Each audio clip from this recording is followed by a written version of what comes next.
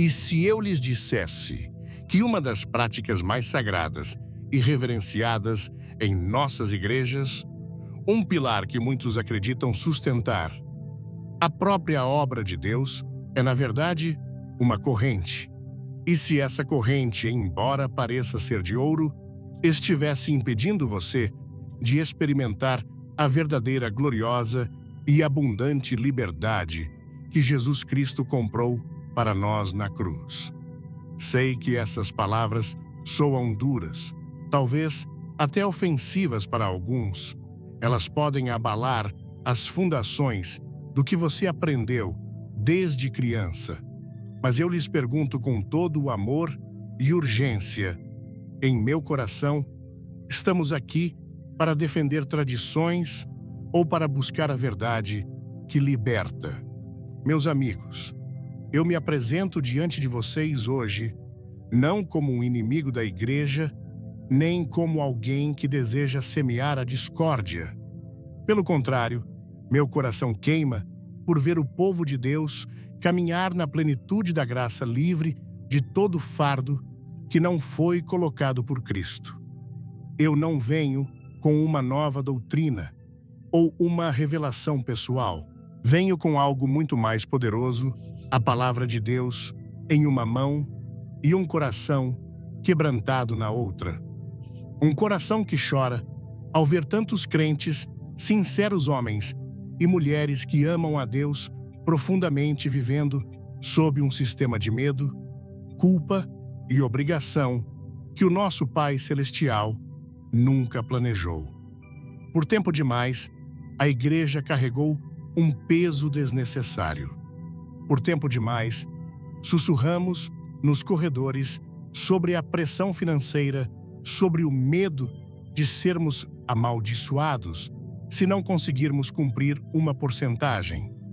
Quantos de vocês, em silêncio, já sentiram um nó no estômago no final do mês, não por falta de fé, mas por medo de roubar a Deus? Quantas famílias já se sentiram envergonhadas, inadequadas como cidadãos de segunda classe no reino, porque simplesmente não podiam dar um valor fixo? Essa angústia, essa ansiedade, meus amigos, não vem do Espírito de Deus. O Espírito Santo não opera com ameaças. Ele nos guia com amor. Hoje, com a autoridade que me é dada pela palavra de Deus, eu venho até vocês para falar corajosamente, sem medo e sem rodeios. A prática do dízimo, como é comumente ensinada na maioria das igrejas modernas, como um mandamento obrigatório de 10% para o crente da nova aliança, sob pena de maldição, não é apenas uma doutrina ultrapassada. Ela se tornou, em muitos lugares, um obstáculo ao verdadeiro Evangelho da Graça. Ela se tornou para muitos um ídolo, uma fórmula, uma transação comercial com o Criador do Universo, onde pagamos por bênçãos que Ele já nos deu de graça, através do sacrifício de seu Filho. Mas antes que você me julgue, antes que você feche seu coração e sua mente, eu peço apenas uma coisa: não acredite em mim. Não acredite no seu pastor sem questionar. Não acredite na tradição da sua igreja cegamente. Acredite na palavra de Deus. Faça a si mesmo esta pergunta simples e honesta: eu amo mais a verdade ou a minha zona de conforto? Eu desejo andar com Cristo em liberdade ou prefiro permanecer acorrentado a uma lei que nunca foi escrita para mim? Se a sua resposta sincera for sim, eu quero a verdade, custe o que custar, então eu o convido a ficar comigo. Peço que você respire fundo. Peço que silencie as vozes da tradição por um momento. E, acima de tudo, peço que você mantenha a sua Bíblia aberta, pois é nela, e somente nela, que encontraremos a luz. Hoje, não estamos aqui para destruir mas para construir. Não para derrubar, mas para libertar. Hoje, vamos juntos como irmãos em Cristo quebrar as correntes da desinformação. Vamos desmascarar as mentiras que mantiveram tantos de nós prisioneiros de um sistema religioso em vez de livres em um relacionamento de amor com o Pai. Vamos redescobrir a alegria pura e simples de dar, não por obrigação, mas por um transbordar de gratidão. O dar que não vem de um cálculo no papel, mas de um mover do Espírito em nosso coração. Caminhe comigo nesta jornada. Não será fácil, pois exigirá que deixemos de lado ideias profundamente enraizadas. Mas eu lhes garanto, o destino é a liberdade. A liberdade de adorar a Deus com tudo o que somos e temos, sem o medo paralisante de uma regra que Cristo já cravou na cruz. Meus amigos, vamos voltar nossa atenção para a única fonte de verdade, a palavra de Deus, e buscar a verdade e não o costume dos homens. Pois se quisermos seguir a Cristo de verdade, devemos estar dispostos a abrir mão de tudo aquilo que não está firmado nele. Antes de mergulharmos fundo, preciso te fazer uma pergunta, e quero que você seja honesto. Você está aqui buscando conforto ou buscando a verdade? Se você está pronto para a verdade, mesmo que ela te desafie, escreva a palavra verdade aqui nos comentários, agora mesmo. E acredite, fique até o final, porque o que vamos descobrir juntos vai mudar a forma como você enxerga sua caminhada com Deus. Na nossa última conversa, eu lhes fiz uma promessa.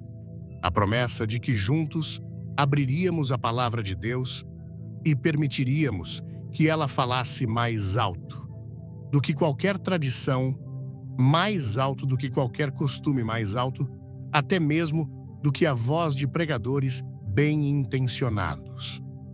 Agora é hora de cumprir essa promessa. Peço que você respire fundo, silencie as distrações ao seu redor e venha comigo com um coração humilde para as páginas das Escrituras.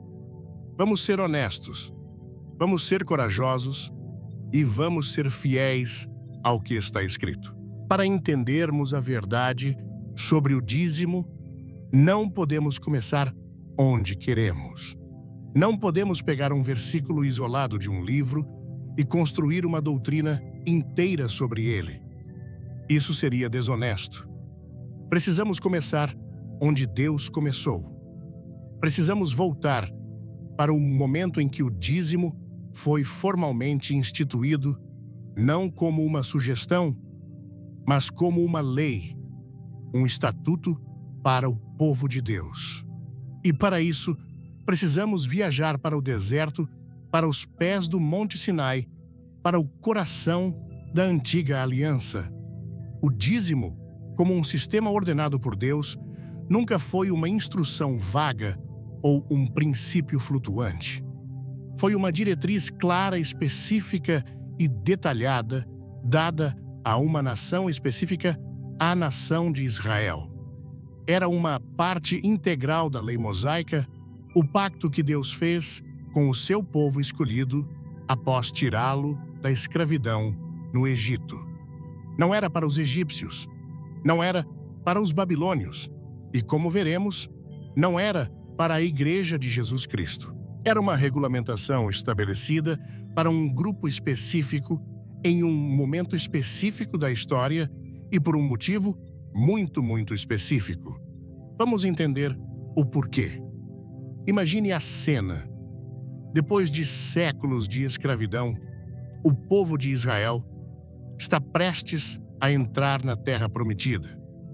Deus, em sua sabedoria, está dividindo a terra, a herança entre as tribos. A tribo de Judá recebe sua porção. A tribo de Benjamim recebe a sua. a tribo de Dan, a sua. Cada família teria seu pedaço de chão, um lugar para chamar de seu, para cultivar, para construir, para deixar como legado para seus filhos. Era um plano divino de provisão e pertencimento.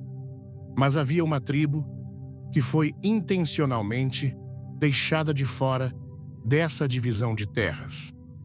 Uma tribo inteira, a tribo de Levi. Pense no coração desses homens. Eles viram seus irmãos recebendo campos férteis, vinhas oliveiras, um futuro garantido pelo trabalho em sua própria terra. E para eles Deus disse: vocês não terão herança na terra deles, nem terão parte alguma entre eles. Eu sou a sua porção e a sua herança. Números 18, 20. Que declaração poderosa!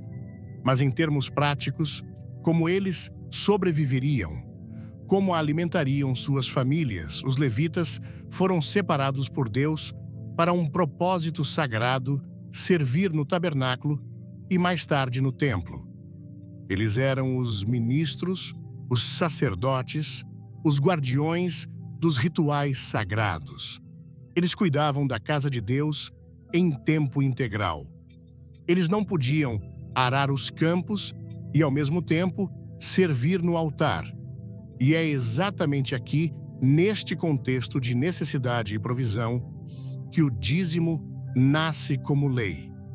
Deus, em sua justiça perfeita, criou um sistema para sustentar aqueles que ele chamou para o serviço exclusivo a ele. O dízimo não era primariamente um ato de adoração do povo. Era primariamente um sistema de sustento para os levitas. As outras 11 tribos que trabalhavam a terra e criavam animais deveriam separar a 10ª parte de tudo o que a terra produzia, não do seu dinheiro, ouça bem, mas da produção da terra, e entregá-la aos seus irmãos levitas. Abra sua Bíblia em Levítico, capítulo 27, versículo 30. Também, todos os dízimos da terra, quer dos cereais, quer do fruto das árvores, são do Senhor. Santos são ao Senhor. O versículo 32 continua: no tocante a todos os dízimos de gado e de rebanho, de tudo o que passar debaixo do bordão, o 10º será santo ao Senhor. Veja a especificidade. Estamos falando de grãos, frutas, óleo, vinho. Estamos falando de bois, ovelhas, cabras. Era o sustento real tangível, a comida que ia para a mesa da família do sacerdote. Era o sistema de bem-estar social de Deus para a sua tribo ministerial. Agora, eu lhes pergunto com toda a sinceridade, onde está a tribo de Levi hoje? Onde estão os sacerdotes descendentes de Arão que precisam do nosso sustento? Onde está o templo em Jerusalém, com seus sacrifícios diários, que precisava ser mantido? Onde está o altar, que precisava do sangue de cordeiros e bodes? Meus amigos, tudo isso se foi. E não se foi por acidente ou por uma tragédia histórica. Foi cumprido. Foi finalizado. Foi levado à sua conclusão perfeita na pessoa de Jesus Cristo. Ele é o nosso sumo sacerdote eterno, não da tribo de Levi, mas segundo a ordem de Melquisedeque. O seu corpo é o novo templo, o lugar onde Deus habita pelo Espírito. O seu sacrifício na cruz foi o último e definitivo sacrifício que tornou todos os outros obsoletos. A carta aos Hebreus nos diz isso com uma clareza inegável. Quando o sacerdócio muda, necessariamente ocorre também a mudança da lei. Hebreus 7:12. Pense nisso. O dízimo era o sistema de combustível para um motor que não está mais em operação. O motor era o sistema sacrificial levítico. O combustível era o dízimo de produtos da terra. Quando Jesus clamou na cruz, "Está consumado", ele não estava apenas pagando pelos nossos pecados. Ele estava declarando o fim de todo o sistema de sombras, rituais e leis que apontavam para ele. O véu do templo se rasgou de cima a baixo, significando que o caminho para Deus não passava mais por um sacerdote levita, por um templo de pedras ou por um sacrifício de animal. O caminho agora era o próprio Cristo. Então, por que, meus amigos, por que continuamos tentando abastecer um motor que foi substituído? Por que insistimos em nos apegar a uma regulamentação de um sistema que o próprio Deus declarou completo e finalizado em seu Filho? Insistir que o dízimo da lei é para a igreja hoje é, em essência, ignorar a obra finalizada de Cristo. É como tentar costurar o véu que ele rasgou. É pegar um pedaço do antigo pacto, um pacto de lei e sombras, e tentar enxertá-lo à força no novo pacto, um pacto de graça e realidade. E o próprio Jesus nos advertiu que não se põe remendo de pano novo em veste velha, pois o remendo repuxa a veste e o rasgo se torna pior. Muitos pregadores ignoram completamente esse contexto. Eles pegam a palavra dízimo e a espiritualizam, transformando-a em 10% de um salário, de um ganho financeiro, algo que nunca foi a intenção original.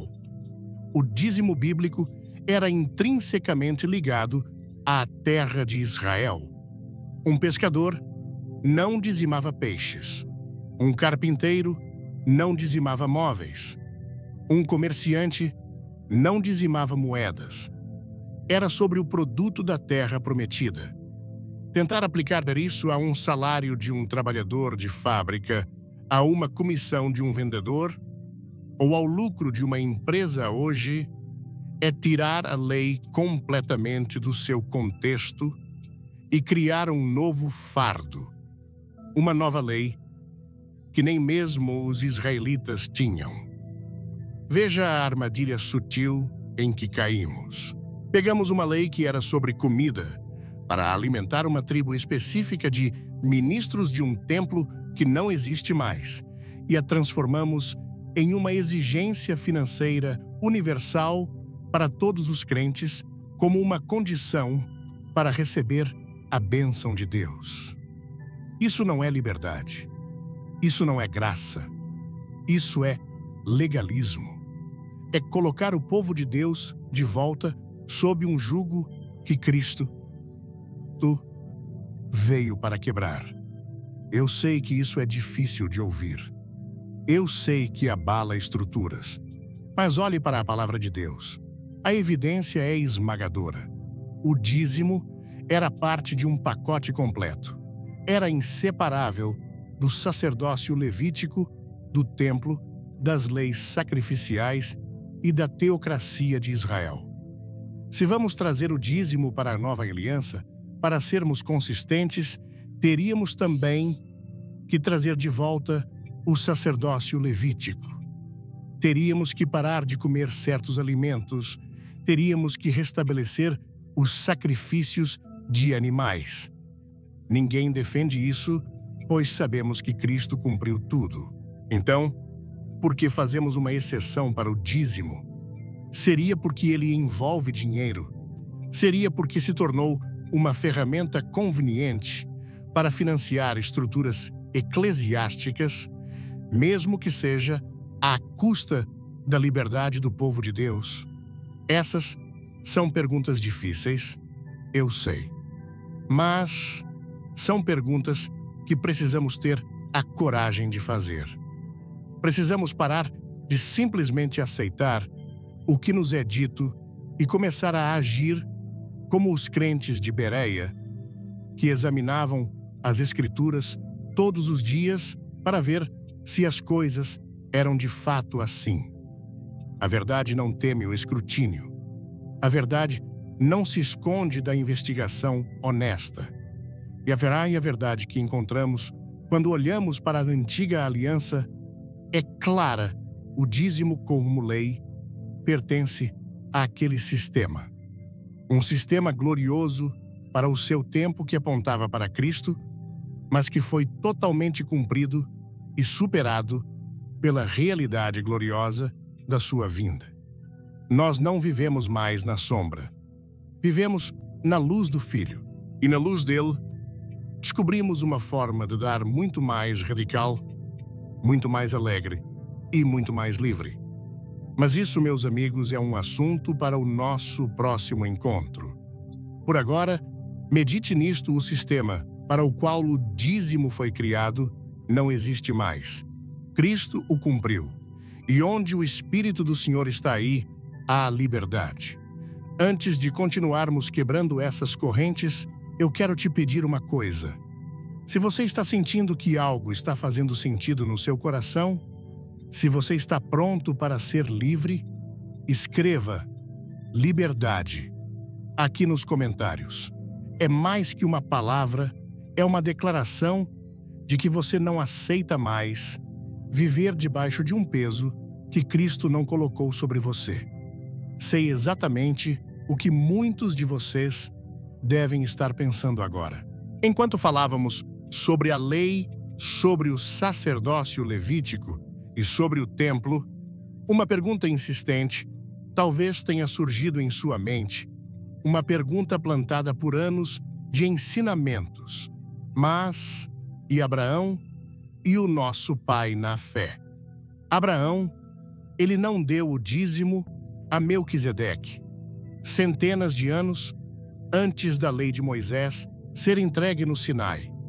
Isso não prova que o dízimo é um princípio eterno, um costume que transcende a lei.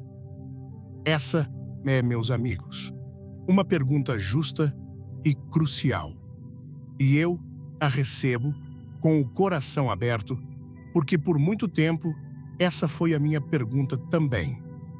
Esse argumento, o exemplo de Abraão, é frequentemente apresentado como o grande trunfo, a prova irrefutável de que o dízimo é uma prática atemporal e obrigatória para todos os crentes em todas as épocas.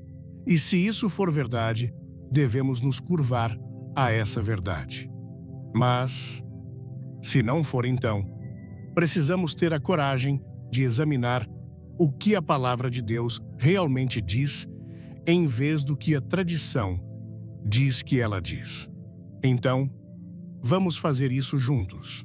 Vamos abrir nossas Bíblias em Gênesis, capítulo 14, e olhar para este evento com olhos honestos, sem o filtro da doutrina pré-concebida. O cenário é dramático. Ló, sobrinho de Abraão, foi levado cativo após uma violenta batalha entre reis. Abraão, ao saber disso, não hesita. Ele reúne seus homens treinados, 318 deles, e parte em uma perseguição ousada. Ele luta e ele vence. Ele resgata não apenas seu sobrinho Ló, mas também todas as mulheres, o povo e todos os bens que haviam sido roubados. Abraão retorna não como um fazendeiro, mas como um general vitorioso carregado com os despojos da guerra. É uma imagem de poder e vindicação. E é nesse retorno que o encontro misterioso e profundo acontece. Melquisedeque, rei de Salém e sacerdote do Deus Altíssimo, vem ao seu encontro. Ele traz pão e vinho, um prenúncio da comunhão. E ele abençoa Abraão, dizendo: Bendito seja Abraão pelo Deus Altíssimo, possuidor dos céus e da terra. E bendito seja o Deus Altíssimo que entregou os teus inimigos nas tuas mãos. Agora, prestem muita atenção ao que acontece em seguida. O versículo 20 nos diz: E Abrão deu-lhe o dízimo de tudo. Aqui está o versículo-chave, a base de todo o argumento. Mas vamos parar por um instante. Em vez de saltar para conclusões, vamos fazer as perguntas que qualquer bom estudante da Bíblia faria. Primeira pergunta, e a mais importante: de onde veio esse dízimo? Veio da renda pessoal de Abraão. Veio das suas colheitas. Veio dos seus rebanhos, ovelhas e gado que ele criava com o suor do seu rosto. A resposta, inequivocamente, é não.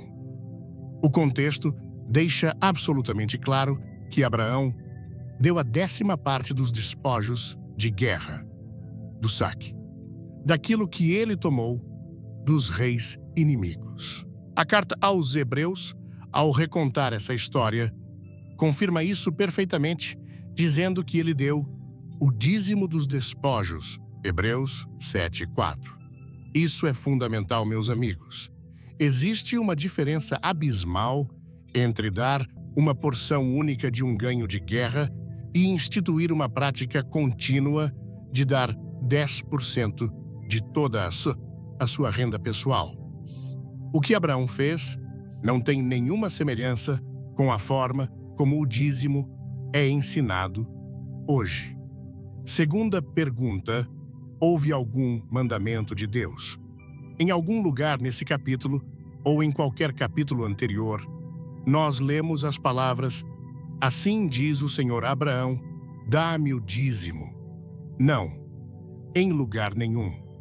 Não há um comando divino, nem antes, nem durante, nem depois desse evento. A decisão de Abraão foi completamente espontânea. Foi um ato voluntário, uma resposta de um coração grato e adorador à bênção e à vitória que Deus lhe havia concedido. Foi um gesto, não uma obrigação. Foi um impulso de generosidade, não o cumprimento de uma lei.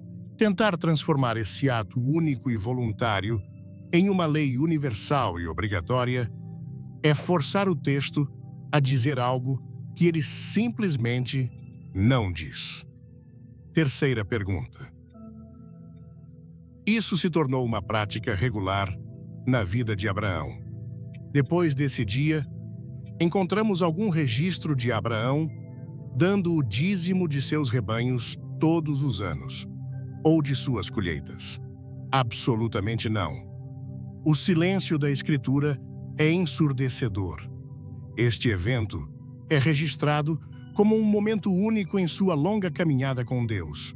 Foi um momento, não um método. Foi uma ocorrência, não uma ordenança. Se o dízimo fosse um princípio eterno, estabelecido aqui, por que não vemos Isaque, seu filho, praticando-o? Por que não o vemos ensinando seus servos a fazerem o mesmo? A razão é simples. Nunca foi para ser uma lei contínua. Pensem comigo. Se você, após receber um bônus inesperado no trabalho, decidisse em um ato de gratidão dar um presente generoso a um amigo ou a alguém necessitado, isso significaria que você agora está obrigado a dar a mesma quantia a essa pessoa todo mês pelo resto da sua vida. Claro que não. Seria um ato de amor espontâneo. E é exatamente isso que vemos em Abraão. Um ato singular de honra a um rei sacerdote nascido de um coração grato por uma vitória militar. E há um detalhe ainda mais profundo aqui que muitas vezes passa despercebido. Melquisedeque abençoou Abraão antes de Abraão lhe dar qualquer coisa. A bênção não foi uma recompensa pelo dízimo. O dízimo foi uma resposta à bênção que já havia sido recebida. Isso vira de cabeça para baixo a ideia de que dizimamos para sermos abençoados. Abraão nos mostra o contrário, ele foi abençoado.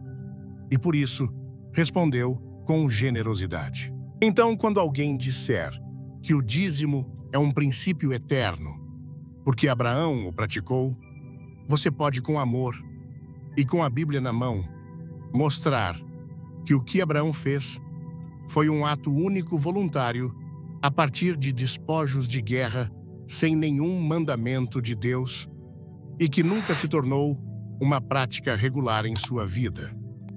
Não é um fundamento sólido para uma doutrina de obrigação financeira.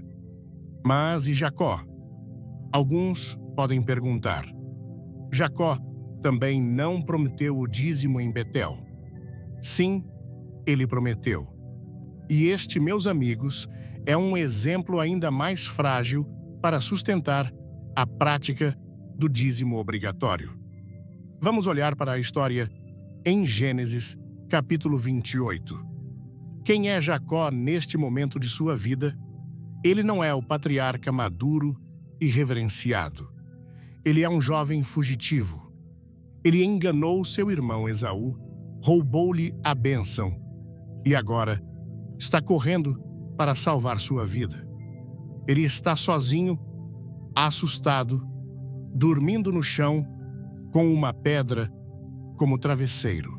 É nesse estado de desespero e incerteza que ele tem um sonho poderoso de uma escada que vai da terra ao céu.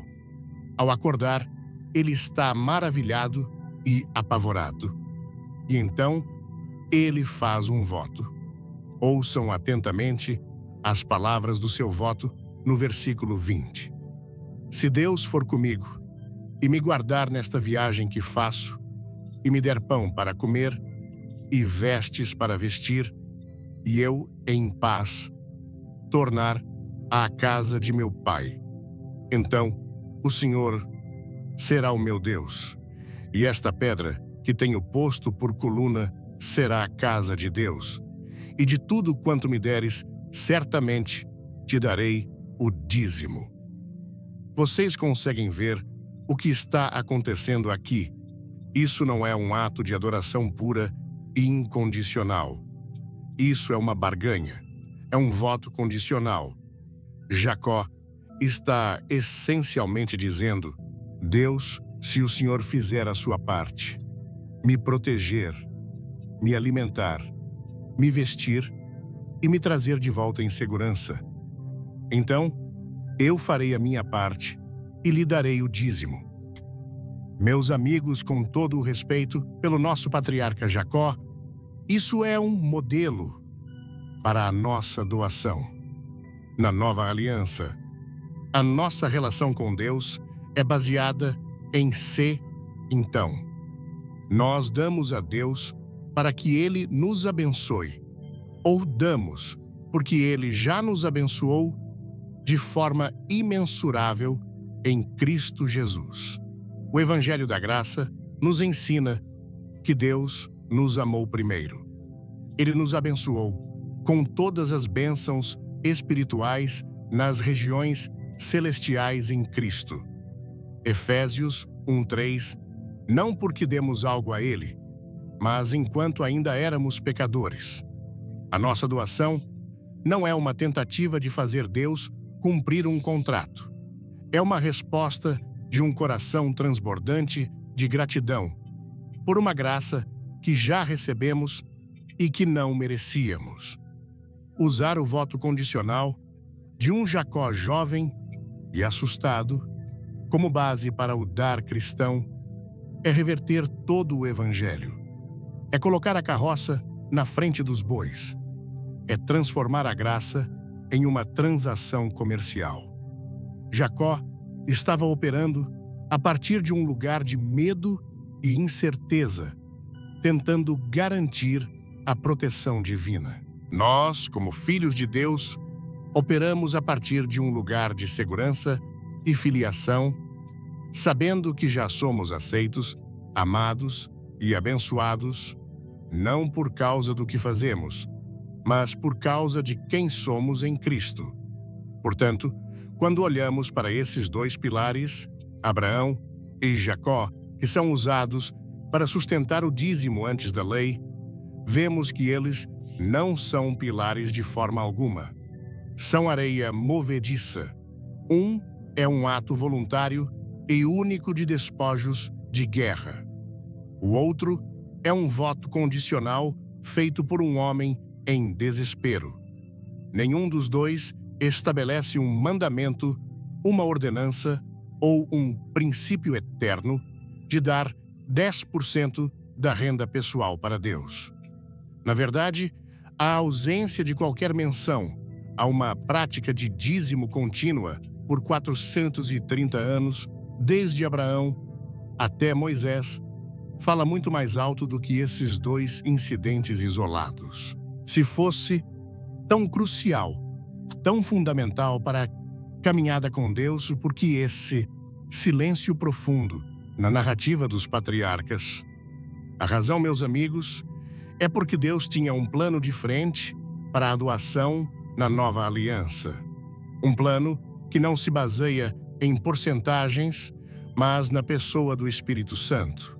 Um plano que não se baseia no medo da maldição, mas no poder do amor. Um plano que não nos prende a uma lei, mas nos liberta para sermos generosos de uma forma que o dízimo da lei jamais poderia alcançar. E é para essa gloriosa liberdade que estamos caminhando.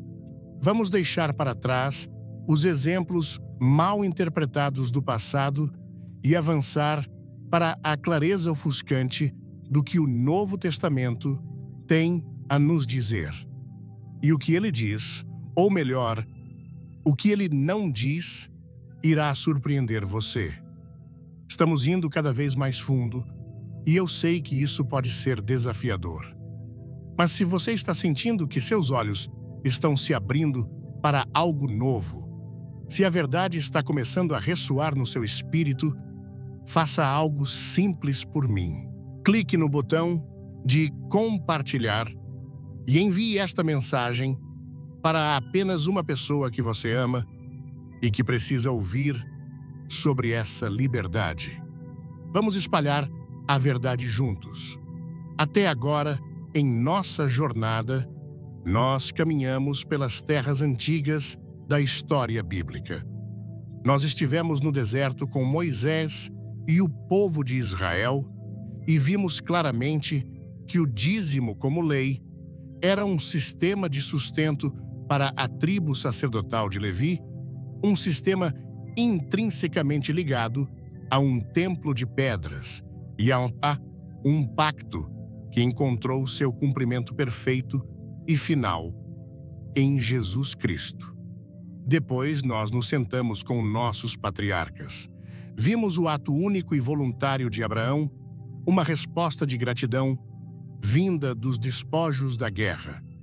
E ouvimos o voto condicional e desesperado de Jacó, uma barganha nascida do medo e da incerteza. E em tudo isso, não encontramos nenhum fundamento sólido, nenhuma ordenança divina para a prática do dízimo obrigatório, como é ensinada hoje. Mas agora, meus amigos, nós cruzamos o limiar. Nós deixamos para trás as sombras e os tipos da antiga aliança e entramos na luz radiante da nova. Estamos agora no terreno mais sagrado para o crente. Estamos na Era da Graça, a era inaugurada pelo sangue do próprio Filho de Deus. Estamos no Novo Testamento. E é aqui, nestas páginas, que a verdade se torna tão clara, tão inegável, que o silêncio se torna mais eloquente do que 1000 sermões. Eu preciso que vocês ouçam com o coração o que vou dizer agora. E peço que, se você duvidar de mim, que você mesmo pegue sua Bíblia e prove que estou errado. Eu os desafio a isso. Aqui está a verdade chocante e libertadora. Não há em nenhum lugar do Novo Testamento, desde as palavras de Jesus nos Evangelhos até as visões de João, no Apocalipse, um único mandamento para a Igreja de Cristo praticar o dízimo. Deixe essa frase ecoar em sua mente. Nem uma única vez, nem uma ordem, nem uma instrução, nem sequer uma sugestão. Silêncio. Pense na magnitude disso. Pense em todas as coisas que Jesus e os apóstolos nos ensinaram. Eles nos ensinaram a amar a Deus sobre todas as coisas e ao nosso próximo como a nós mesmos. Eles nos ensinaram a orar, a jejuar, a nos reunirmos. Eles nos deram as ordenanças do batismo e da ceia do Senhor. O apóstolo Paulo escreveu cartas inteiras detalhando como a igreja deveria funcionar, como os líderes deveriam se comportar, como os maridos deveriam amar suas esposas, como os pais deveriam criar seus filhos. Ele falou sobre dons espirituais, sobre disciplina na igreja, sobre o que fazer com comida sacrificada a ídolos. Ele falou extensivamente sobre dinheiro, sobre generosidade, sobre ofertas para os santos pobres em Jerusalém. E em meio a todas essas instruções detalhadas para a vida da nova comunidade da fé, o dízimo, que supostamente é um pilar fundamental da vida cristã, um mandamento tão sério que quebrá-lo seria roubar a Deus, é completamente omitido. Isso não faz sentido. Se o dízimo fosse realmente uma exigência de Deus para a igreja, isso não seria apenas um descuido. Seria uma falha monumental por parte de Jesus e de todos os escritores do Novo Testamento. Seria o equivalente a escrever um manual de instruções para um carro e se esquecer de mencionar que ele precisa de gasolina para funcionar. Imaginem o apóstolo Paulo escrevendo para a igreja de Corinto, uma igreja generosa, mas que precisava de direção. Ele dedica 2 capítulos inteiros, 2 Coríntios 8 e 9, para ensiná-los sobre o privilégio de dar. E qual é o princípio que ele estabelece? Ele diz: cada um dê 10% do que ganha. Não. Ele diz: cada um contribua segundo propôs no seu coração, não com tristeza ou por necessidade, porque Deus ama ao que dá com alegria. Ele fala sobre semear com generosidade, sobre abundância, sobre graça. Mas a palavra dízimo, ausente. O conceito de uma porcentagem obrigatória inexistente. O princípio que ele ensina é o oposto direto de uma lei, é dar por decisão do coração guiado pelo Espírito. Pensem nos apóstolos em Jerusalém, quando a igreja estava nascendo.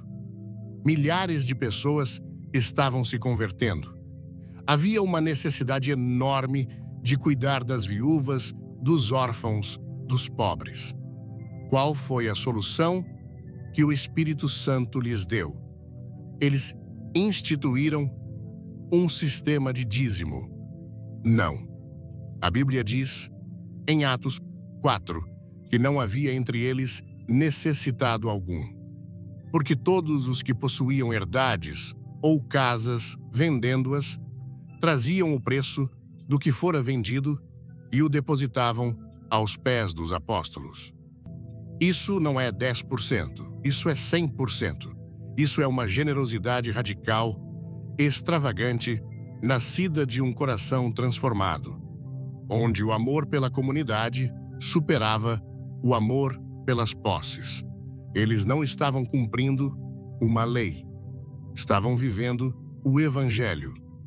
Mas espere, alguém pode dizer: Jesus não falou sobre o dízimo em Mateus 23.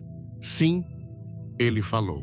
E este é talvez o único versículo em todo o Novo Testamento que os defensores do dízimo conseguem usar. E, ironicamente, é um dos argumentos mais fortes contra o dízimo para a igreja. Vamos olhar para o versículo com atenção. Jesus está no meio de uma repreensão feroz aos fariseus, os líderes religiosos hipócritas de sua época. Ele diz: ai de vós, escribas e fariseus hipócritas, pois que dizimais a hortelã, o endro e o cominho, e desprezais o mais importante da lei, o juízo, a misericórdia e a fé. Deveis, porém, fazer estas coisas, e não omitir aquelas. A primeira coisa que precisamos entender é a quem Jesus estava falando. Ele estava falando para os seus discípulos, para a futura igreja, não. Ele estava falando diretamente aos fariseus, homens que viviam sob a lei de Moisés. A nova aliança ainda não havia sido selada com seu sangue. O templo ainda estava de pé. O sacerdócio levítico ainda estava em operação. Eles, como judeus, sob a lei, tinham a obrigação de dizimar. Jesus não está instituindo o dízimo para os seus seguidores. Ele está usando a prática deles para expor a hipocrisia deles. O ponto de Jesus não era elogiar o dízimo deles, era condenar o legalismo vazio deles. Eles eram tão meticulosos, tão obcecados com os detalhes da lei, que contavam até as menores folhas de seus temperos para garantir que davam exatamente 10%. Mas em sua obsessão com as regras, eles se esqueceram completamente do coração de Deus, justiça, misericórdia e fé. Jesus está dizendo: vocês são tão bons em seguir as regras externas, mas seus corações estão podres. Vocês se apegam aos detalhes e ignoram o que é mais importante. Quando ele diz: deveis fazer estas coisas, justiça, misericórdia e fé, e não omitir aquelas, o dízimo. Ele está simplesmente dizendo que, sob o sistema em que eles viviam, eles deveriam fazer as duas coisas. Um judeu fiel, sob a lei mosaica, deveria ser justo e dizimar. Mas esse sistema inteiro estava prestes a ser pregado na cruz. Pouco tempo depois dessa conversa, Jesus morreria, o véu se rasgaria e todo o sistema da lei, incluindo o dízimo, seria cumprido e encerrado nele. Usar este versículo, uma repreensão a hipócritas sob a antiga aliança, como um mandamento para os crentes da nova aliança, é tirar as palavras de Jesus completamente de seu contexto e ignorar toda a teologia da cruz. E agora, vamos para o argumento mais usado nos púlpitos para gerar medo e culpa. Malaquias, capítulo 3. Quantas vezes já ouvimos isso? Roubará o homem a Deus. Todavia, vós me roubais. E dizeis: em que te roubamos? Nos dízimos e nas ofertas. Com maldição, sois amaldiçoados, porque a mim me roubais sim, toda esta nação. Essas palavras são usadas como um martelo para esmagar a consciência de crentes sinceros. Elas pintam um quadro de um Deus zangado, esperando para amaldiçoar seus filhos se eles não entregarem seus 10%. Mas, novamente, a pergunta que devemos fazer: a quem Deus estava falando? Se você ler o livro de Malaquias, o contexto é inegável. Deus está falando através do profeta à nação de Israel, especificamente aos sacerdotes corruptos que estavam profanando o templo e negligenciando seus deveres. Malaquias 1:6. Ele está se dirigindo a um povo sob a antiga aliança, que havia feito um pacto com ele e que estava quebrando os termos desse pacto. A lei do dízimo era um desses termos. Eles estavam, de fato, roubando a Deus de acordo com os termos do contrato que haviam assinado. Mas nós, a igreja, não estamos sob esse contrato. Nós não vivemos sob a lei mosaica. Vivemos sob o pacto da graça. E sob a graça, a dinâmica mudou completamente. Galatas 3,13 nos diz, com uma clareza cristalina, Cristo nos resgatou da maldição da lei, fazendo-se maldição por nós. Como podemos então viver sob o medo de uma maldição da qual Cristo já nos libertou? Dizer que um crente em Jesus pode ser amaldiçoado por não dizimar é um insulto direto à obra consumada da cruz. É dizer que o sacrifício de Jesus não foi suficiente para nos livrar de toda a maldição da lei, apenas de algumas partes dela. Isso, meus amigos, é uma heresia. O silêncio do Novo Testamento sobre o dízimo não é um acidente, é intencional, é teológico. Os apóstolos e os primeiros cristãos não se esqueceram de mencionar o dízimo. Eles o omitiram de propósito porque entendiam que ele pertencia a um sistema que havia passado. Eles entendiam que a vinda de Cristo havia inaugurado uma nova e superior maneira de viver e de dar. Uma maneira que não se baseia em uma porcentagem fixa, mas em um coração rendido. Uma maneira que não é motivada pelo medo da maldição, mas pela alegria da salvação. Uma maneira que não pergunta quanto eu tenho que dar, mas sim quanto eu posso dar em resposta a um amor tão grande. Esse silêncio ensurdecedor deveria nos fazer parar. Deveria nos fazer questionar. Por que construímos uma doutrina tão pesada que causa tanta culpa e tanto fardo sobre um fundamento que simplesmente não existe nas Escrituras para a igreja? Por que nos apegamos a uma sombra quando a realidade que é Cristo já está conosco? A resposta muitas vezes é porque é mais fácil. É mais fácil para os líderes ensinarem uma regra simples de 10% do que ensinar o povo a ouvir a voz do Espírito Santo. E é mais fácil para nós, o povo, seguir uma regra do que viver em uma relação diária de dependência e entrega, onde o Senhor pode nos pedir 2%, 10%, 50% ou até mesmo tudo. Mas a graça nos chama para algo maior do que regras. Ela nos chama para um relacionamento. E é nesse relacionamento que a verdadeira generosidade floresce, não como uma dívida a ser paga, mas como um fruto a ser compartilhado. Estamos prestes a tocar no coração do Evangelho. E se esta mensagem está te libertando de um peso que você carrega há anos, eu te convido a fazer algo poderoso. Clique no botão inscrever-se ou seguir agora mesmo.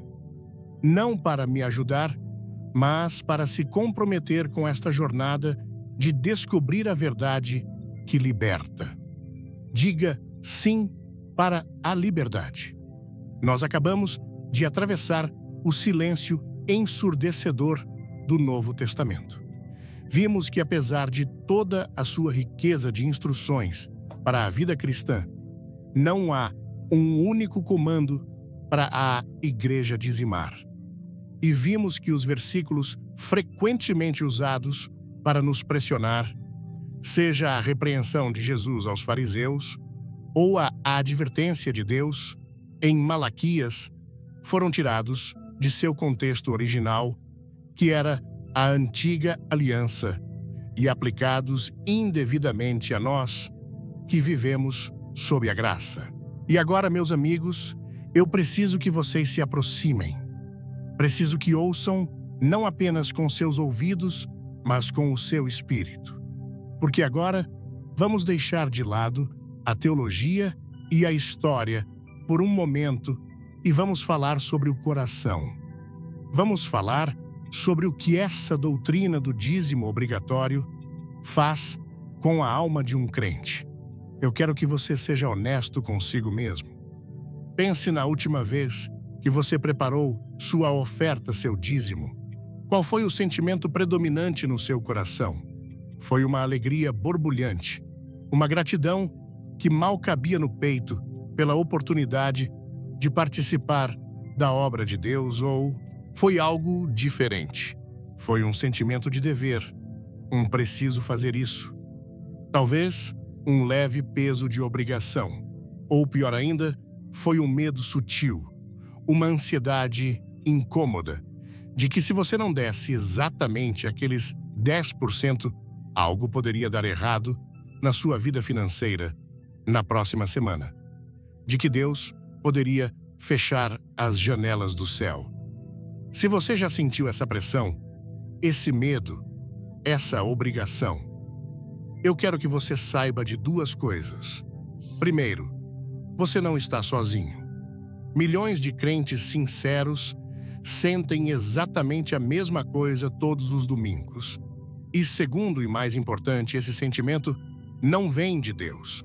O Evangelho de Jesus Cristo é chamado de Boas Novas por um motivo.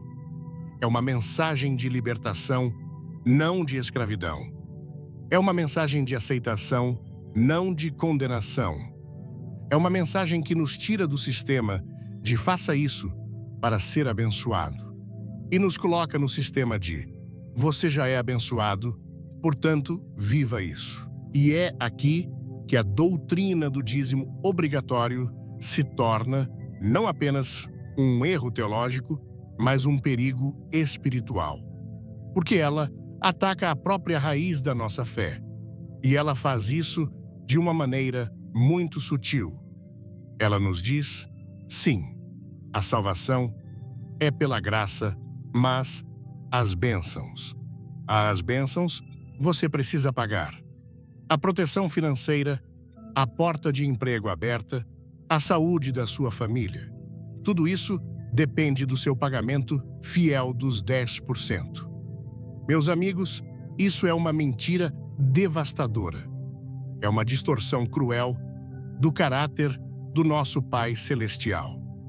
Ela pinta Deus não como um pai amoroso que se deleita em dar boas dádivas a seus filhos, mas como um chefe celestial, um agiota divino, que cruza os braços e diz, primeiro me mostre o dinheiro, depois, eu libero a bênção. Ouça com atenção, porque esta pode ser a verdade mais libertadora que você ouvirá em muito tempo. Se a sua doação é motivada pelo medo, pela obrigação ou pela crença de que Deus vai reter suas bênçãos, a menos que você pague a Ele, como um coletor de impostos celestial. Então, a sua doação não está sendo feita em fé. E a Bíblia é clara, tudo o que não provém da fé é pecado, Romanos 14, 23. Deixe isso te atingir por um momento. A própria ação que nos disseram que era o auge da santidade financeira pode, na verdade, se tornar pecado, se a motivação por trás dela for errada. Não porque dar seja errado. Dar é lindo, é bíblico, é essencial. Mas porque o medo e a obrigação são o oposto da fé e do amor que deveriam motivar um filho de Deus. Deus não está atrás dos seus 10%. Ele nunca esteve. Ele é o dono do ouro e da prata. Ele é o dono do gado em 1000 colinas. Ele não precisa do seu dinheiro. O que ele deseja, o que ele anseia, o que ele busca apaixonadamente é o seu coração. Um coração que confia nele tão completamente que dar se torna uma alegria, não um fardo. Ele busca aqueles que dão com um sorriso no rosto, com um espírito de gratidão, com um amor transbordante e com uma confiança inabalável de que Ele é o nosso provedor. E quando você dá a partir desse lugar de fé e liberdade, não importa a porcentagem, seja 10%, seja 20%, seja 2%. Aquele ato nascido da fé é consagrado ao Senhor. É um aroma suave para Ele, porque foi dado em liberdade, não em legalismo.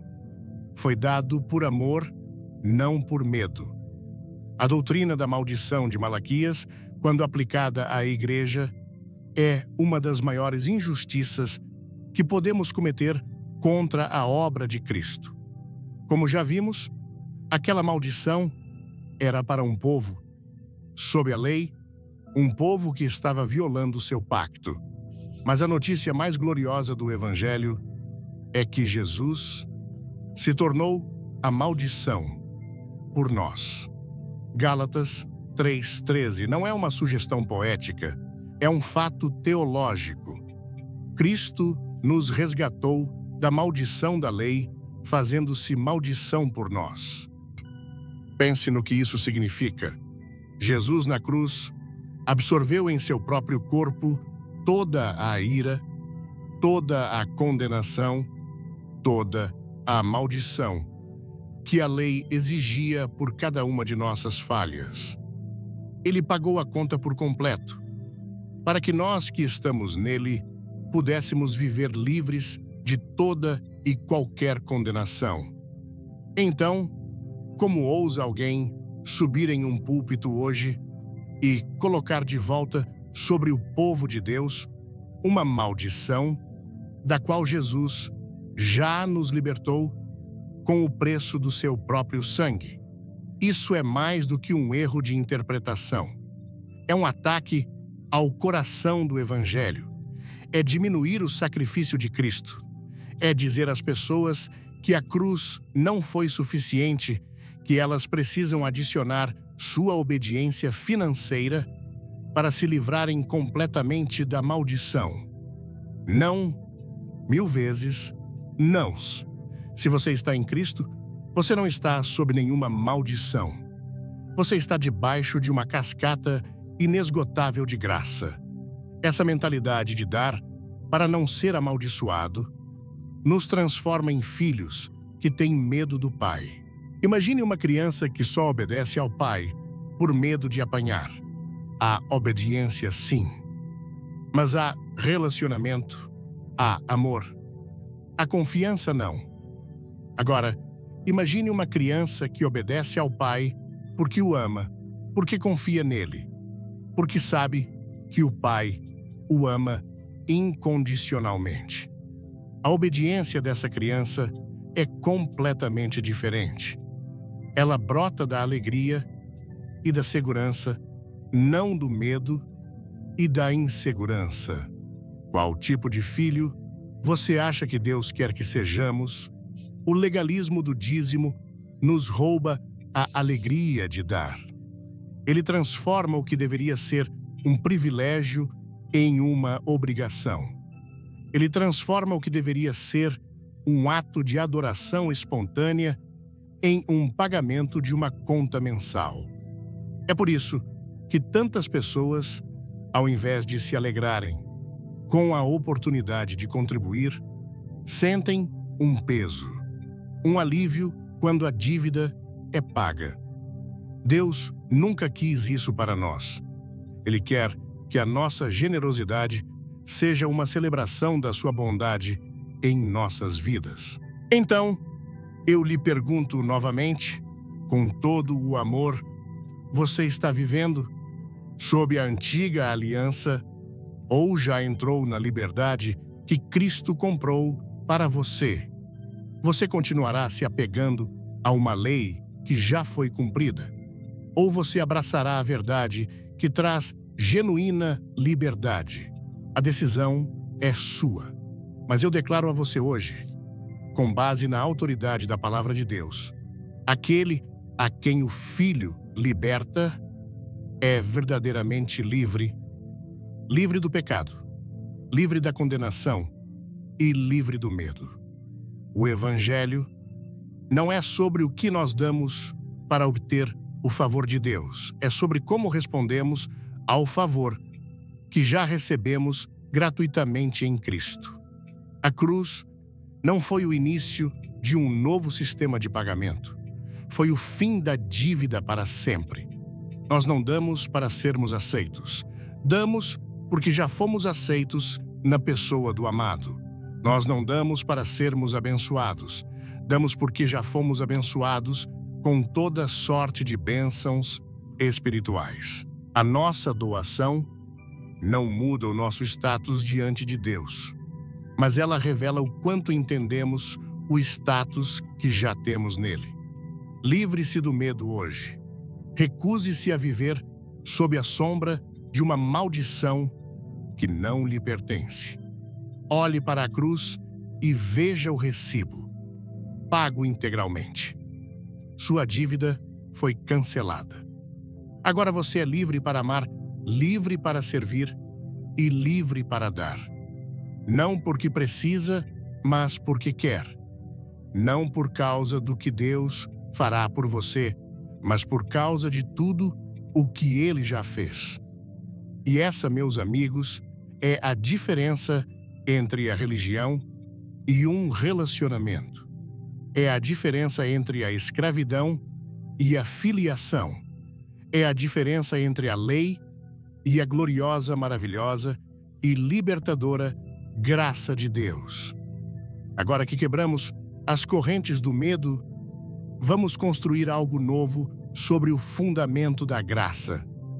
Se você está pronto para descobrir como é a verdadeira generosidade no Novo Testamento, eu quero que você comente a frase "Eu sou livre para dar". Declare isso em voz alta. Vamos juntos tomar posse dessa verdade. Nós passamos um tempo considerável juntos, desconstruindo, tirando tijolo por tijolo de uma muralha que por séculos aprisionou o povo de Deus. A muralha do legalismo do medo e da obrigação. Nós vimos que o dízimo da lei pertencia a um sistema que Cristo cumpriu. Vimos que os exemplos dos patriarcas não estabelecem um mandamento. Vimos o silêncio ensurdecedor do Novo Testamento e, o mais importante, declaramos nossa liberdade da maldição e do medo com base na obra consumada de Jesus na cruz. E agora eu consigo sentir a pergunta que pulsa no coração de cada pessoa sincera que está me ouvindo. É uma pergunta honesta, uma pergunta crucial e talvez um pouco assustadora se não somos mais obrigados a dizimar. Então, o que fazemos? Como devemos dar? Será que isso significa que não precisamos dar nada? É um convite para o egoísmo, para guardarmos tudo para nós mesmos. Meus amigos, que essa ideia passe longe de nossos corações. A resposta é um retumbante: não. A graça de Deus nunca jamais nos leva a um padrão mais baixo de santidade ou de generosidade. Pelo contrário, a graça sempre nos chama para algo muito maior, muito mais profundo e infinitamente mais radical do que qualquer lei jamais poderia exigir. Libertar-se da lei do dízimo não é rebaixar o padrão, é elevá-lo a uma dimensão celestial. É sair de uma matemática de 10% e entrar em uma dinâmica de 100% de rendição. Então a questão que devemos enfrentar é esta: se não somos mais ordenados a dizimar, como devemos dar? O que Deus realmente deseja de nós na nova aliança? Ele está pedindo uma porcentagem ou está nos chamando para algo muito, muito maior? Meus amigos, eu lhes digo hoje que o dar, sob o Novo Testamento, não é impulsionado pelo dever, pelo medo ou pela tradição. Ele nasce da liberdade do coração. A Escritura não nos dá uma nova lei, uma nova porcentagem fixa para substituir a antiga. Em vez disso, ela nos dá um novo guia, o Espírito Santo. E ela nos dá um novo princípio: dar livremente, dar alegremente e dar com uma generosidade que reflete o coração do nosso Pai. Para entender isso, vamos voltar para o começo. Vamos para a cena do nascimento da igreja em Atos, capítulo 2. O Espírito Santo acabou de ser derramado. Os corações estão em chamas. Pedro pregou e 3.000 almas se converteram. A Igreja de Jesus Cristo nasceu. E qual foi a primeira coisa que essa comunidade recém-nascida e cheia do Espírito fez com seus bens? Eles calcularam seus dízimos e os levaram ao templo. Eles criaram um sistema de contabilidade para garantir que todos estavam dando seus 10%, absolutamente não. O que eles fizeram foi tão radical que choca nossa mentalidade individualista de hoje.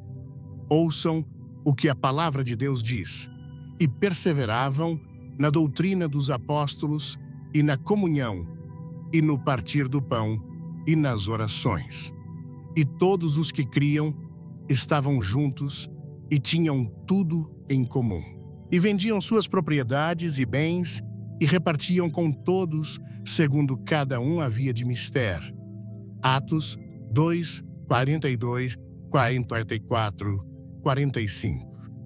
Parem e pensem nisso. Eles não estavam apenas dando uma porção. Eles estavam compartilhando tudo. O conceito de meu e seu começou a se dissolver no calor do amor cristão. Se um irmão tinha uma necessidade e outro tinha um recurso, a necessidade era suprida. Não por causa de uma lei, mas por causa do amor. Não era sobre calcular porcentagens, era sobre compaixão. Era sobre ser movido pelo Espírito, a ponto de o seu coração doer pela necessidade do seu irmão, mais do que pelo apego às suas próprias posses. Eles davam livremente, porque haviam recebido a salvação livremente. Isso, meus amigos, é o dar guiado pelo Espírito. É o padrão do Novo Testamento. É infinitamente mais exigente e mais glorioso do que qualquer dízimo jamais poderia ser. Agora, alguém pode dizer, mas isso foi só no começo, foi uma situação especial. Vamos avançar. Vamos olhar para o apóstolo Paulo, o grande teólogo da graça, o homem a quem Deus confiou a doutrina para as igrejas gentílicas. Como já vimos, ele escreveu extensivamente sobre dar, especialmente em sua segunda carta aos Coríntios. E é ali que encontramos o versículo mais claro e mais direto sobre como o crente da nova aliança deve dar. 2 Coríntios 9, 7. Se você tiver que memorizar um único versículo sobre dar, que seja este. Paulo escreve: cada um contribua segundo propôs no seu coração, não com tristeza ou por necessidade, porque Deus ama ao que dá com alegria. Vamos dissecar essa joia da teologia da graça, palavra por palavra. Cada um. A responsabilidade é individual. Não é uma decisão do pastor, do conselho da igreja ou da tradição. É entre você e Deus. Contribua segundo propôs no seu coração, onde a decisão de dar é tomada não em uma calculadora, não em um estatuto da igreja, mas no lugar mais íntimo da sua comunhão com Deus, o seu coração. É um ato de discernimento espiritual. É perguntar: Senhor, o que o Senhor quer que eu faça com os recursos que o Senhor me confiou para esta necessidade específica para este momento? A resposta pode ser um valor, uma porcentagem, um bem, o seu tempo. É algo que é decidido entre você e o Espírito Santo, que agora habita em você. Não com tristeza. A doação nunca deve ser um peso, algo que você faz com um suspiro, com um sentimento de perda. Se o seu dar te deixa triste, algo está errado com a sua motivação. Ou por necessidade. E aqui está a palavra-chave que destrói toda doutrina do dízimo obrigatório. A palavra grega, aqui, é ananke, que significa por compulsão, sob coação, por obrigação legal. Paulo está dizendo explicitamente: não dê porque você se sente forçado. Não dê porque há uma lei externa te pressionando. Qualquer ato de dar que brota da coerção humana ou do medo da punição divina não é o dar do Novo Testamento. Esse tipo de dar é baseado na lei. É escravizador e contradiz a graça que recebemos. Porque Deus ama ao que dá com alegria. A palavra grega para alegria aqui é hilaron, de onde temos a nossa palavra hilário. Deus se deleita, ele se alegra, ele ama um doador, que é genuinamente feliz em dar. Um doador que encontra prazer em ser um canal da provisão de Deus. A alegria, não a obrigação, é a marca registrada do dar cristão. Vejam a beleza e a liberdade disso. Deus não está interessado em um valor fixo. Ele está interessado em um coração disposto. Ele não está procurando por pessoas que cumprem regras. Ele está procurando por filhos que respondem ao seu amor. Nesse modelo, não há espaço para orgulho. Eu sou um dizimista fiel. Nem para culpa. Eu não consegui dar meus 10% este mês. Há apenas um relacionamento de confiança e obediência ao Espírito. Ainda assim, alguns insistem. Se não tivermos o dízimo, como a igreja continuará? Como os ministérios serão sustentados? Como a obra de Deus avançará? Meus amigos, essa pergunta, embora muitas vezes feita com sinceridade, revela uma profunda falta de fé na suficiência de Deus e no poder do seu Espírito. Vocês realmente acreditam que Deus precisa de uma lei da antiga aliança para financiar o avanço do seu reino? Vocês acham que ele precisa coagir seus filhos a dar para que sua obra seja sustentada? A Igreja de Cristo não prospera com base na obrigação legal. Ela prospera pela fé. A obra do Senhor não é sustentada pelo medo. Ela é impulsionada pelo amor. Quando os crentes são verdadeiramente ensinados sobre a graça, quando seus corações são cativados pela beleza de Cristo e quando eles são ensinados a ouvir a voz do Espírito Santo, a generosidade que flui deles fará qualquer sistema de dízimo parecer insignificante. Quando as pessoas são livres para dar segundo o que propõem em seus corações, sem medo e sem culpa, não há escassez. Há sempre provisão. As igrejas do Novo Testamento não foram sustentadas por dízimos obrigatórios. Elas foram fortalecidas pela generosidade sincera de crentes que davam com alegria voluntariamente, crendo que Deus supriria todas as suas necessidades. E eu lhes digo hoje, se Deus proveu para a sua igreja no passado, Ele pode fazer de novo. Se Ele moveu o coração das pessoas para dar naquela época, Ele ainda pode fazer isso agora. A igreja não precisa de legalismo para sobreviver. Ela precisa de fé. Então eu lhes digo, não dê porque você está com medo. Não dê sob pressão. Não dê simplesmente porque alguém insiste que você deve. Em vez disso, busque a Deus. Apresente suas finanças a Ele. Peça ao Espírito Santo para te guiar. Pergunte, Senhor, como o Senhor quer que eu seja generoso neste tempo? A quem o Senhor quer que eu abençoe? Que parte dos recursos que o Senhor me deu devo semear no seu reino? Às vezes, Ele pode te levar a dar menos de 10% porque você está passando por uma dificuldade genuína. E Ele quer que você confie nele para o seu sustento. Em outras vezes, Ele pode te levar a dar 20%, 30% ou até mais, porque Ele te abençoou abundantemente para que você seja uma bênção para os outros. O valor não é o ponto. A obediência ao Espírito é o ponto. A alegria no coração é o ponto. A confiança no Pai é o ponto. E quando a sua doação fluir desse lugar com alegria e confiança em seu coração, você testemunhará a abundância das bênçãos de Deus em sua vida. Não porque você marcou uma caixa ou cumpriu uma regra, mas porque você escolheu andar pela fé.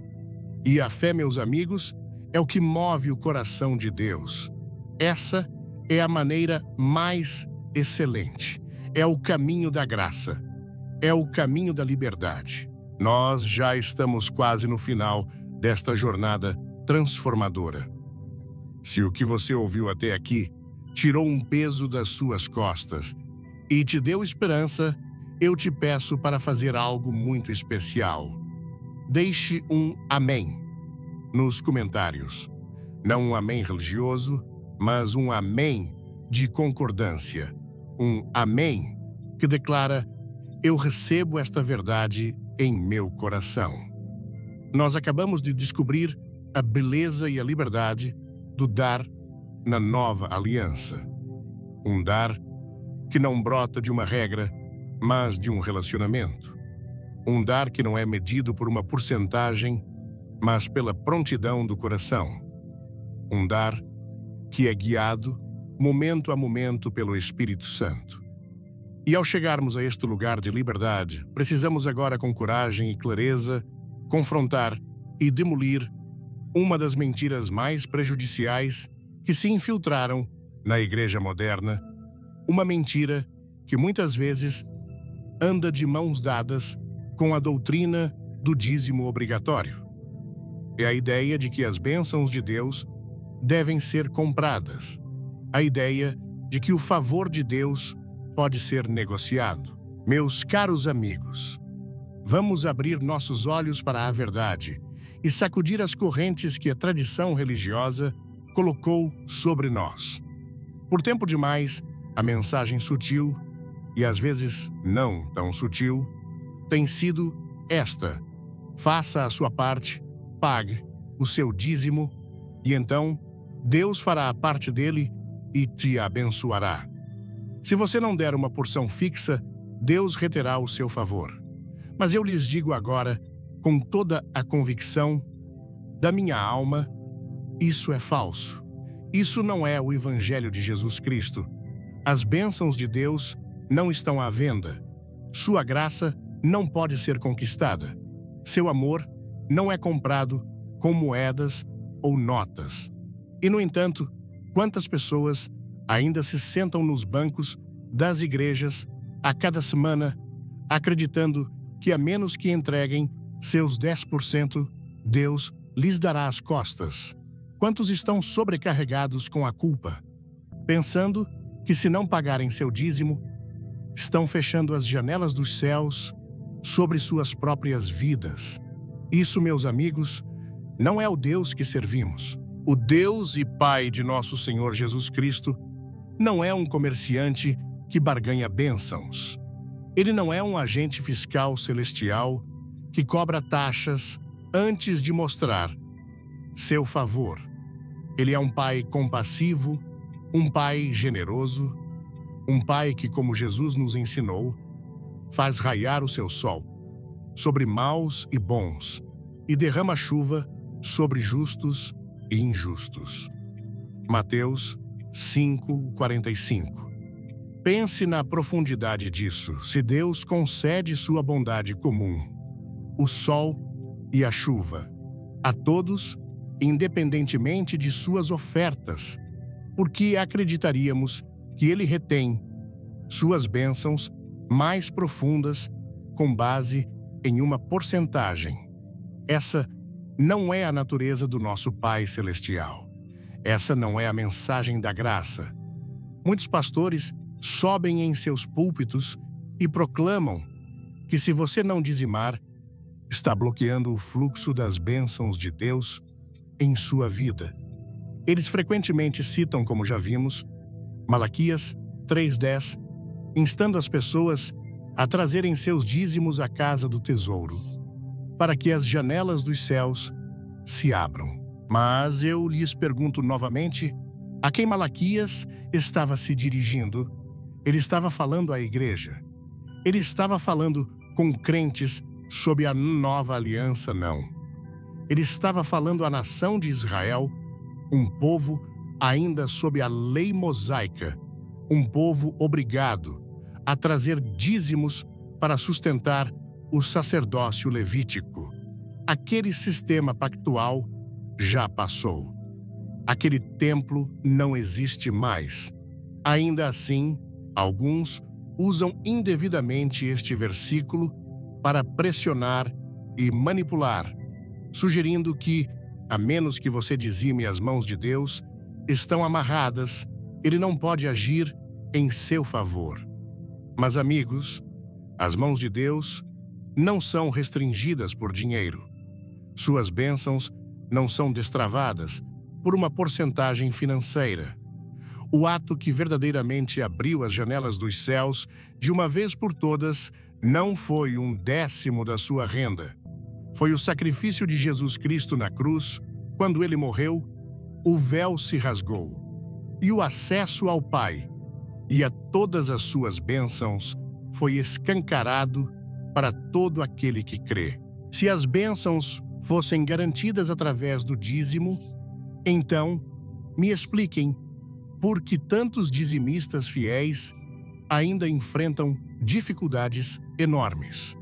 Porque alguns dão tudo o que têm, esperando um milagre financeiro apenas para permanecerem em necessidade. A resposta é dolorosa, mas libertadora, porque as bênçãos de Deus não são uma troca comercial. Não é um acordo de negócios espiritual onde você oferece 10% e recebe prosperidade em troca. Isso não é o caminho da fé. Isso não é a mensagem da graça. Isso não é a boa nova do Evangelho. Isso é a teologia da máquina de vendas. Você insere a moeda do dízimo e aperta o botão da bênção que deseja. Mas Deus não é uma máquina.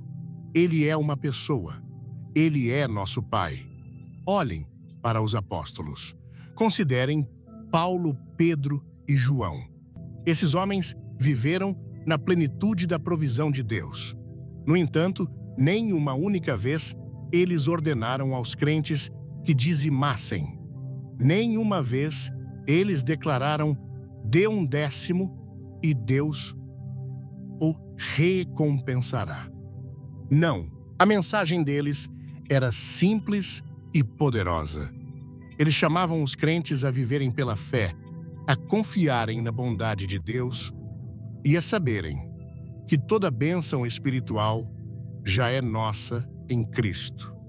Efésios 1:3 confirma esta verdade gloriosa. Bendito o Deus e Pai de nosso Senhor Jesus Cristo, o qual nos abençoou com todas as bênçãos espirituais nos lugares celestiais em Cristo. Notem o tempo verbal. Não diz, nos abençoará se dizimarmos. Diz, nos abençoou. Tempo passado. É um fato consumado. Se você está em Cristo, você já é abundantemente abençoado. Você não precisa comprar o favor dele. Você não precisa negociar sua generosidade. Você não precisa dizimar para ganhar sua aprovação. No momento em que você colocou sua fé em Jesus, você entrou na abundância da sua graça. Alguns podem perguntar, mas se não dizimarmos, como Deus cuidará de nós? Meus amigos, vocês acreditam que a provisão de Deus se baseia em fórmulas. Vocês acreditam que Ele precisa de uma porcentagem definida de seus ganhos para suprir suas necessidades? Certamente não. A Escritura nos assegura em Filipenses 4:19. O meu Deus, segundo as suas riquezas, suprirá todas as vossas necessidades em glória por Cristo Jesus. Prestem atenção. Ele suprirá as suas necessidades segundo as suas riquezas, não segundo o seu registro de dízimo, não com base em uma porcentagem, mas de acordo com sua riqueza infinita em glória. E deixe-me lembrá-lo, o suprimento dele nunca diminui. Seu depósito nunca se esvazia. Seus recursos nunca secam. Sua provisão é eterna e inabalável. Sim, Deus nos chama a dar, mas seu chamado vem de um lugar de amor, não de obrigação legal. Ele nos convida a dar com fé, não com um espírito de medo. Ele deseja que demos com alegria, não pela preocupação de que Ele possa reter as bênçãos, se não o fizermos. No momento em que começamos a acreditar que a nossa doação manipula o favor de Deus, transformamos a fé em uma transação. Reduzimos nosso relacionamento com nosso Criador a um mero contrato. Mas não é assim que Deus opera. Ele é um Pai amoroso, não uma instituição financeira. Ele é o doador supremo. Ele não derrama bênçãos porque seguimos uma regra, mas porque Ele se deleita em nós, seus filhos. Ele é bom porque Ele é bom, não porque nós somos bons em dar. Então, eu os exorto hoje, nunca permita que ninguém o convença de que as bênçãos do céu podem ser compradas. Não deixe ninguém sobrecarregá-lo com o medo, alegando que a menos que você dê um valor fixo, os portões do céu permanecerão fechados.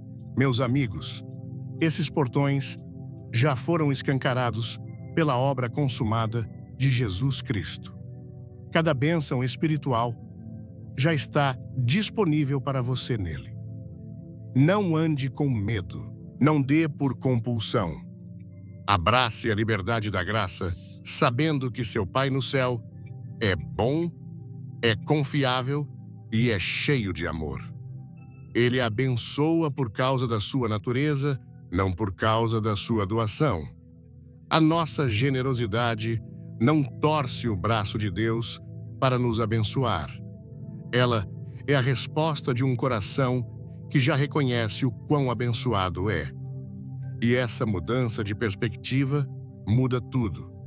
Ela nos liberta da mentalidade de dar para receber e nos introduz na alegria de receber para dar. E é nesse lugar de alegria e liberdade que o coração de Deus verdadeiramente se agrada. Chegamos ao final. Se esta jornada abriu seus olhos e libertou o seu coração, eu te peço uma última coisa. Não guarde isso para você. A liberdade é para ser compartilhada. Pense em 3 pessoas que você ama e que precisam ouvir esta mensagem e envie este vídeo para elas. Seja um instrumento de libertação na vida de alguém hoje. Meus queridos amigos, que jornada nós fizemos juntos. Nós mergulhamos fundo na palavra de Deus, não para encontrar argumentos ou ganhar um debate, mas para encontrar a verdade. E a verdade, como Jesus prometeu, nos libertou. Nós vimos com nossos próprios olhos que a prática do dízimo obrigatório, como ensinada hoje, não encontra seu fundamento na nova aliança. Ela pertence a um sistema que Cristo cumpriu na cruz. E nós desmascaramos a mentira perigosa de que as bênçãos de Deus estão à venda, reafirmando que somos abençoados unicamente pela graça através da fé. E agora, ao concluirmos, precisamos ser sábios. Precisamos entender que o inimigo de nossas almas é sutil.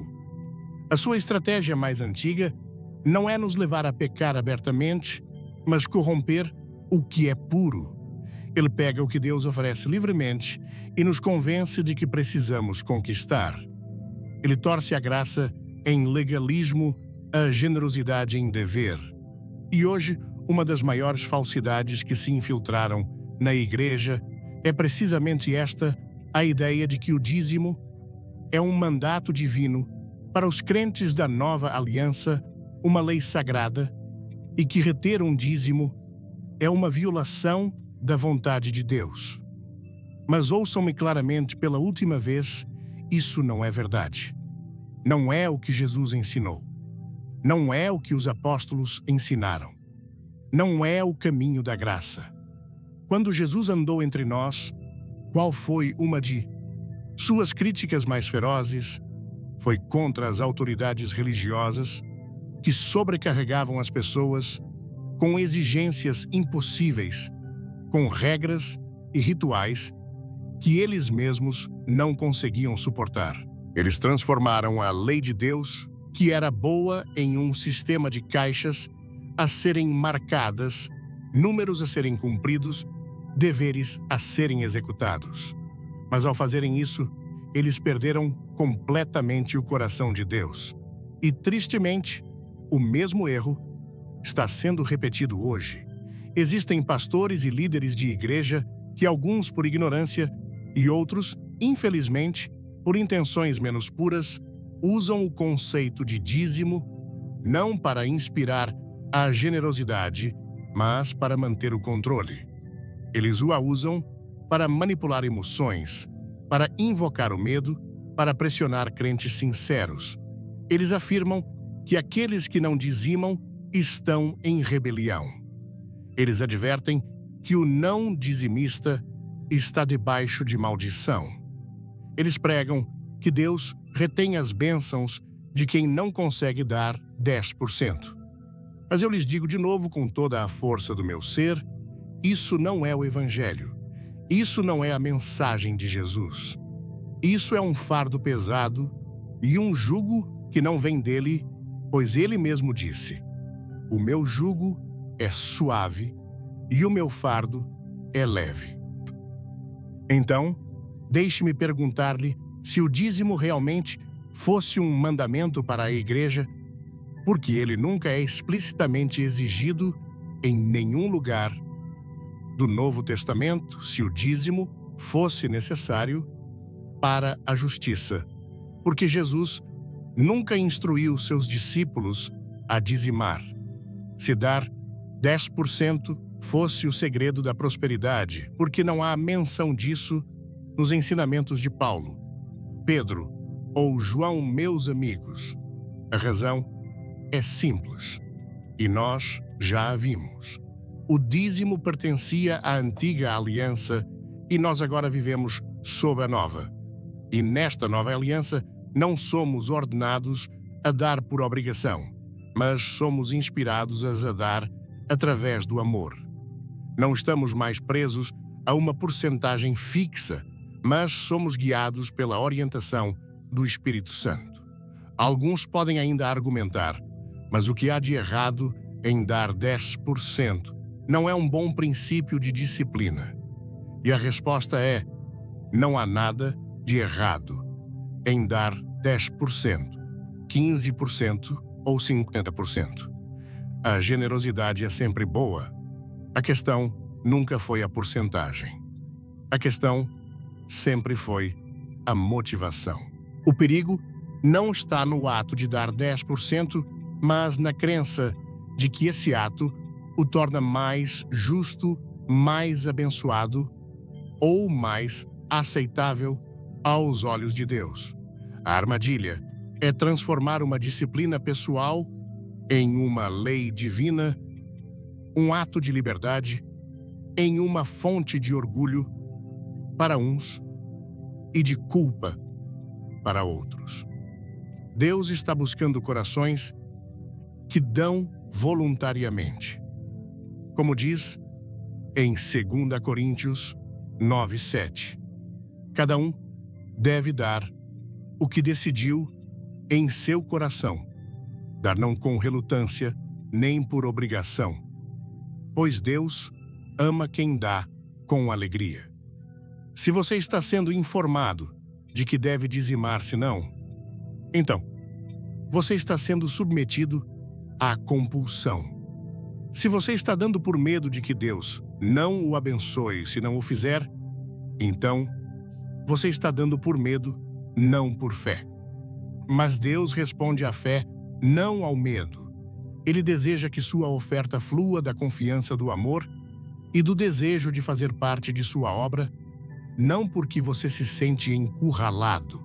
Infelizmente, algumas igrejas reduziram o dízimo a uma espécie de taxa de adesão, como se sua contribuição financeira definisse seu valor espiritual.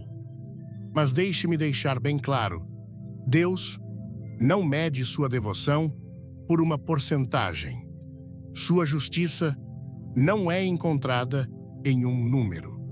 Ela é encontrada somente em Cristo. Você é favorecido não porque dizima, mas porque pertence a Jesus. Suas bênçãos não são conquistadas por guardar uma lei da antiga aliança que Jesus já cumpriu. O perigo real deste ensinamento é que ele prende as pessoas em escravidão espiritual. Ele as faz colocar sua confiança em uma fórmula em vez de na fidelidade de Deus.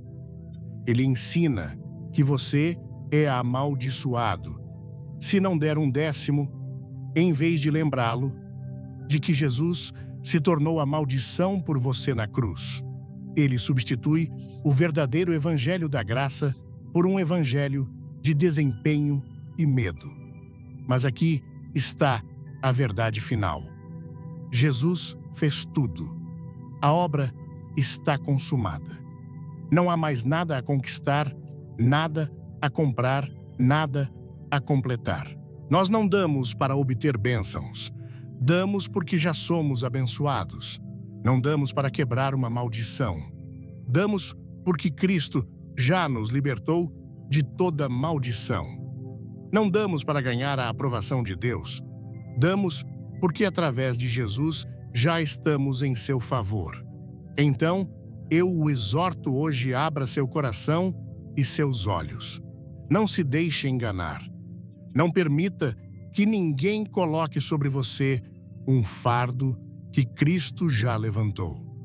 Não acredite na mentira de que seu relacionamento com Deus depende de quanto você dá. Dê livremente. Dê com fé. Dê porque você ama a Deus, não porque tem medo.